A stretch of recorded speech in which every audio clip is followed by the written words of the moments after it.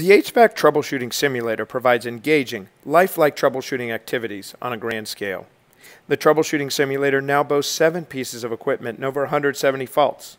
Instructors now realize that the simulations are the fastest and least expensive way to develop a lab environment where every student has access to equipment on a one-to-one basis, and more importantly, time and money are never again wasted on disposables.